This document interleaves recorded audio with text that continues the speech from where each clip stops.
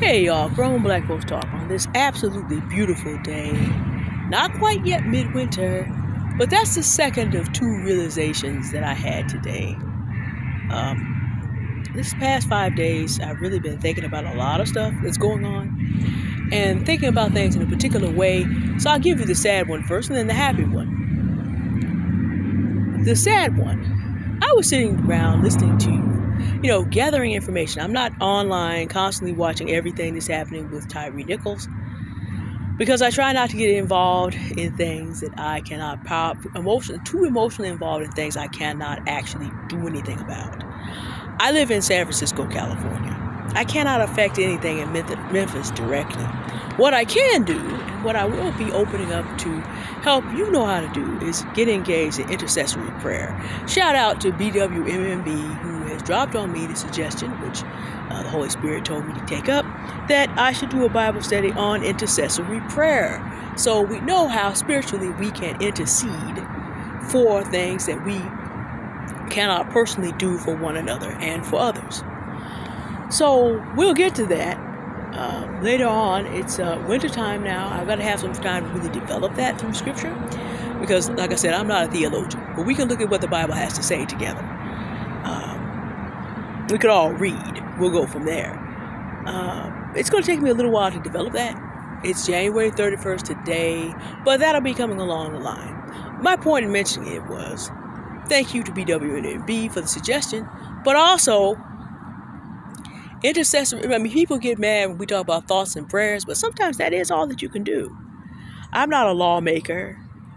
I'm not head of any police union. I'm just an average citizen, and I don't live in Tennessee. So I try not to get as emotionally wrapped up in things I can't actually affect because I need to have my attention and my energy placed on those things I can. And I'll come to that again in the second part.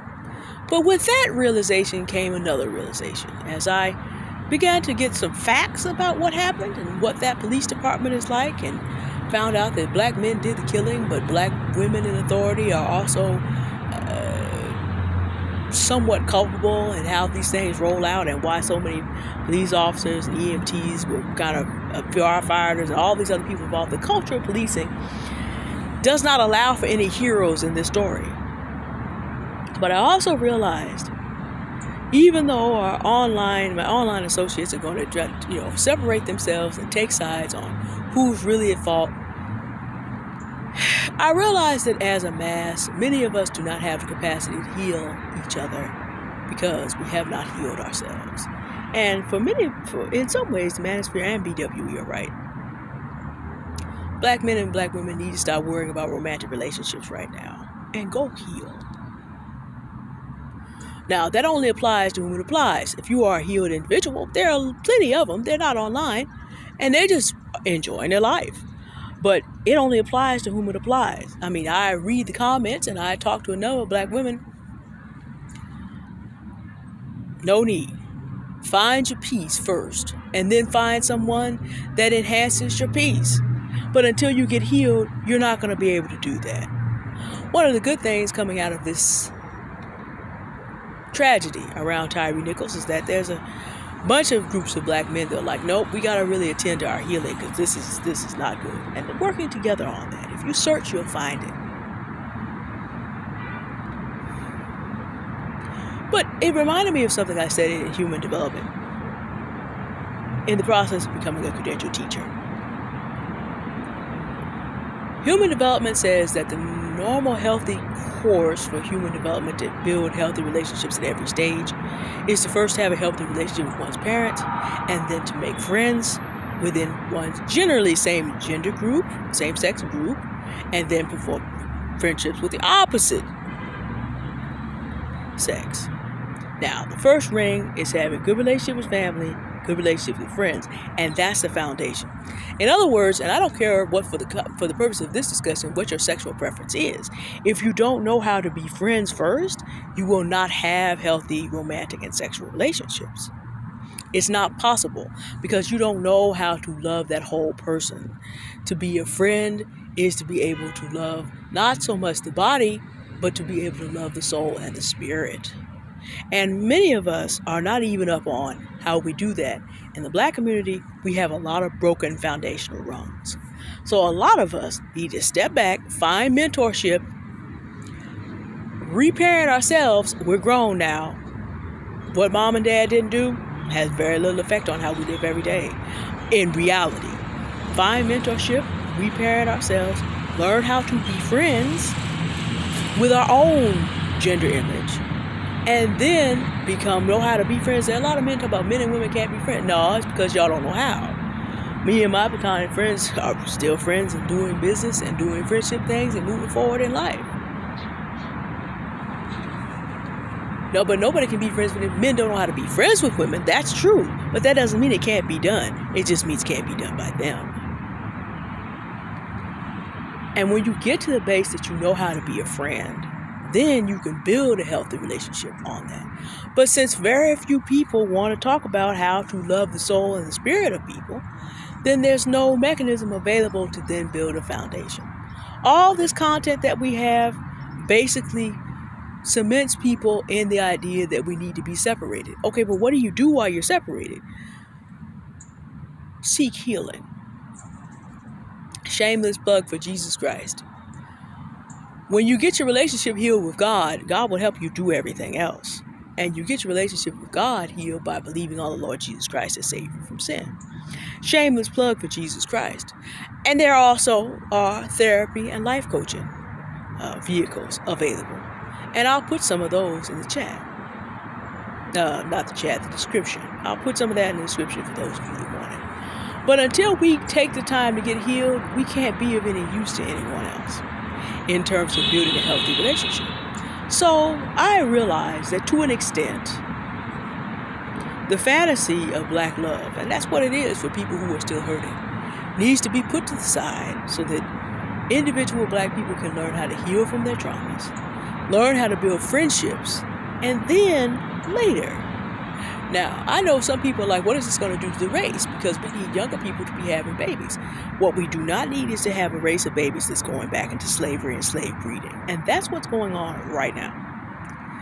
If y'all follow financial markets at all, no less than Michael Burry, the man who predicted The Big Short, he invests in water mainly because he knows that's going to be scarce.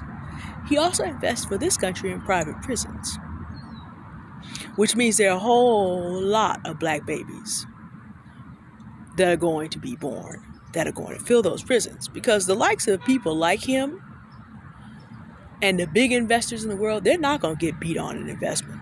You forget that. Things will be arranged. You know, True Mystique brought it to the people's attention that you have black male content creators who are out here advising people to commit bank fraud live. And there's a few white content creators. I watched one, and he had one piece of information there that was very useful. But what he was suggesting was a violation of the CAN-SPAM Act. And for each piece of email judged as spam, you know, you're going to pay $41,000. So to make $250,000, you're going to get a bill for $24 million.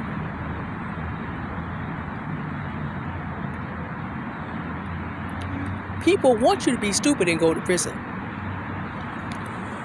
President Donald Trump and President Joe Biden joined hands on letting everybody run up into the PPP loan without providing sufficient proof.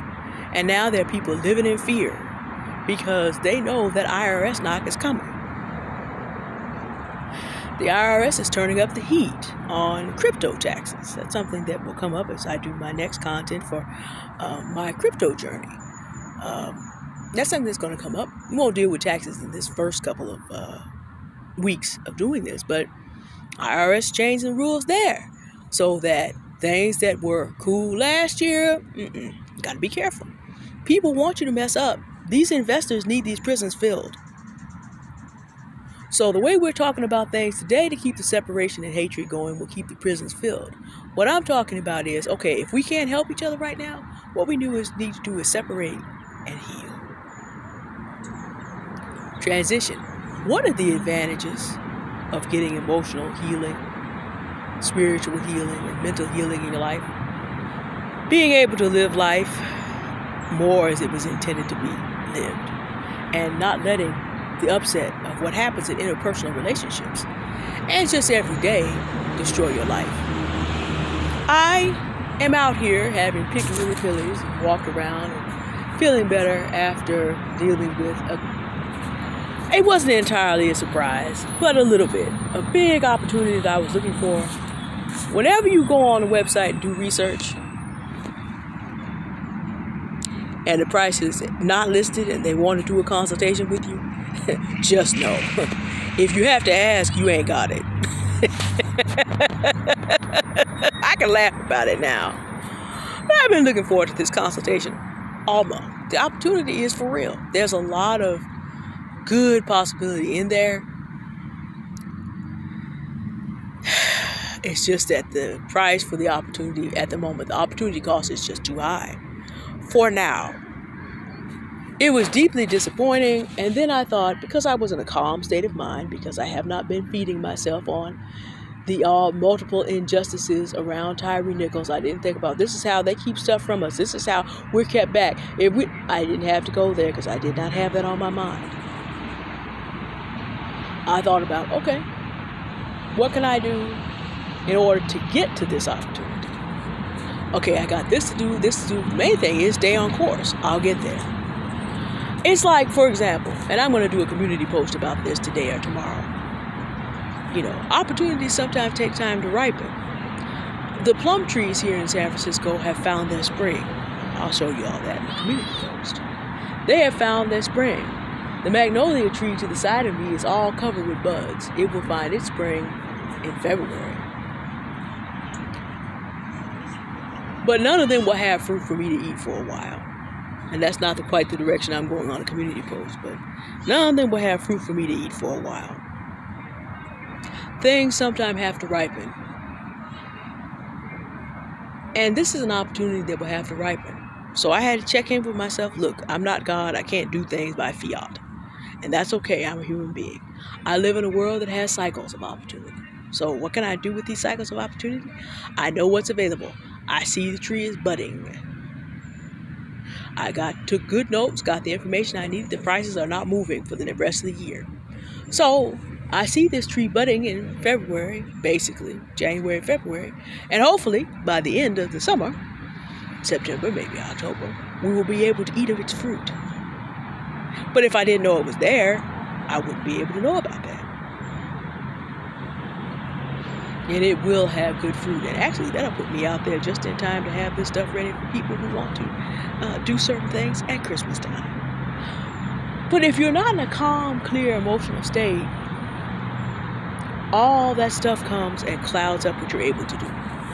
Because what I need to do now is go stay on course with what I was doing and go ramp up some other things in order to get these resources available. But this was the realization. This is actually how life is meant to be lived, not with 1,000 upsets piling up and making people so mad that they snap, but more like Menelik II told the Prime Minister of Ethiopia when Italy failed to conquer Ethiopia. He said, Italy is like the wing of a bird touching the top of a wave on the ocean of Ethiopia. In other words, put a little ripple in here, but we a whole ocean. Bad. Italy got whipped at Adwa and was not able to conquer Ethiopia. And so for the second time, the first time being Queen Amani-Renas of Kush, which overlaps Ethiopia today, that white wing was pushed out of the ocean of civilization, beginning largely in Kush and Kemet. I always remembered that, and I thought to myself, today, I did the consultation, I came out of the house, talked to my parents about some things I need to get set up for them tomorrow. Came out, walked around, ate my lily pillies, the trees behind me. Ate my lily pillies, and got a better attitude about the situation. And let that little ripple pass on. It is a beautiful afternoon. We are not yet at the winter, but here the mid-winter mark tends to be the end. And after that, it's mainly early spring. Bad thing is allergies come back early, but we'll take that. Life has its cold moments and disappointments, and it was not easy for me to just finally put down the idea that somehow we just gonna get this together as black people. We're not unless we take certain concrete steps as individuals to step back and heal. Again, there are a lot of things I cannot individually address. I don't have the power. The other thing about understanding the importance of intercession or intercessory prayer is that you can step back from needing to control people, and you can step back on being mad because you can't control them. I can continue to pray for black men and black women who I will never meet, knowing that there is a God who made them and loves them. And if they choose to turn to Him, He will heal them. He may also, in His common grace, by which myself and any murderer that may be walking around out here are enjoying the same sunshine, benefit them in their situation, whether they turn to Him or not. There's a difference between common grace and special grace. And sometimes God will extend common grace to people because they need it. And because God is, believe it or not a cruel God. So it's always going to be possible to pray for the good of other people. But in praying for them, you release control to someone else. And then you don't have your ego wrapped up in why won't they do what I want them to do. It's above me now. Then you get to where the frustrations that you have in life that do not directly affect your living and directly affect your ability to do things begin to pass over your life like a wing touching the top of a wave in the ocean of life and opportunities that we exist in. All right. Let me get on back to the house because I still got stuff to do, the business taxes and such, that it's that time of year. And then it's that time of year to start working on taxes for the feds. But necessary. We thank God that we have something that we can pay.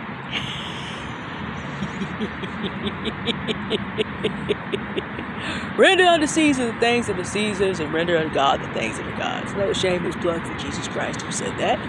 So I'm going to go and spend some time today rendering unto Caesar. And I'll talk to y'all later. Y'all have a good day now. Goodbye. Thank you for listening.